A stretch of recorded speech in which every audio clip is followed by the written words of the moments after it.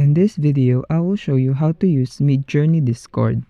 If you're new to the channel, don't forget to leave a comment down below, turn on the notification bell, and subscribe. Now let's jump straight into the video. So the first thing you need to do is go to your Discord account. Next is to join the Midjourney server. Just click the Add Server here, then join server, type Midjourney. And once you're there, on the left hand side in the newcomer section, click the newbie room.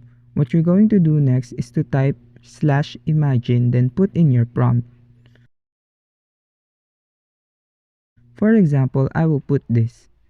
You can add any specification that you want, and after that, hit send, then wait for it to generate.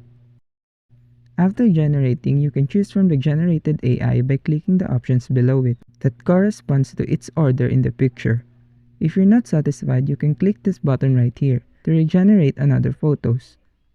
And that's it. That is how you use the Midjourney AI on Discord. I hope that I was a big help to you. Don't forget to give this video a big thumbs up, and thanks for watching.